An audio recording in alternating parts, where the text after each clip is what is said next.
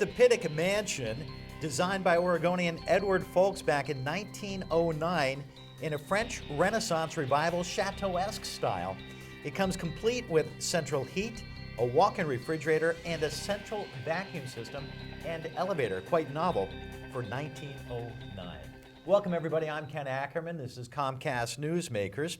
Well, school districts are dropping physical education. Sports are being dropped, and you have to pay to play some sports.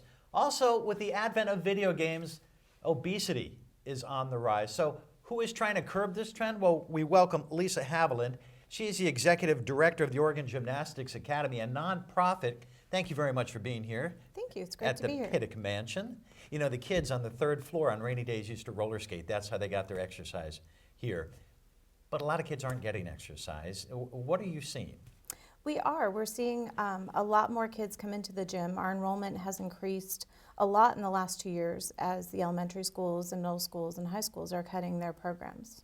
And do you see a different type of child than you used to see years ago? A child maybe a little more hesitant to start something like this? Maybe someone who's been on the couch watching TV, playing video games most of their lives. We do see kids who come into the gym who, you know, for them, a lot of times this is their first time jumping on a trampoline or doing a cartwheel. We have a lot of kids who, you know, can't do a cartwheel, can't do a somersault at the age of 10. And do you offer those kind of remedial classes, or are you a upscale gymnastics academy for trained athletes? We offer both, but we offer very basic classes. We offer classes for kids of all ages and all abilities. We have programs for preschoolers, toddlers, school-age kids, and then onwards to teens. So we offer a variety of programs, and we start basic at every age. And when you say you start basic, say a child would come to you with maybe not proper coordination and maybe who's not as confident as they could be. Gymnastics is a good way to gain confidence, isn't it? Gymnastics is. The gymnastics environment and the equipment, a lot of times kids will want to bounce on the trampoline. And in order to be able to bounce on the trampoline, they need to be able to control their bodies.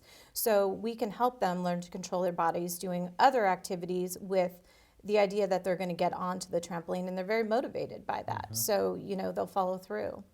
The Oregon Gymnastics Academy is a nonprofit. It is. But it does cost money for participants. How do some of them pay for these services? Are there scholarships? We do offer scholarships. We specifically offer scholarships for children with special needs. And when I say special needs, that can be for a child who has fear issues. That can be for a child who is having trouble following directions. Somebody who just couldn't quite fit into our regular recreational classes. And with the discipline they learn at the academy, does that transfer over to other facets of life? Absolutely, absolutely. Especially as kids continue through gymnastics, they have to learn progression. So it's really good for their cognitive development as well as their physical development.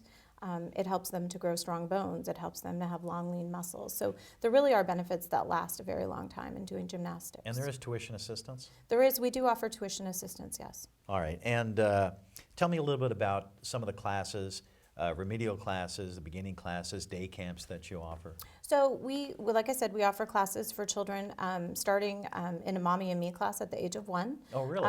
Yeah, and we have So you get the mommy on the trampoline and... You do. No. You do, yeah. You get the Really? parents on. I mean, they're not bouncing themselves, but they're with their child.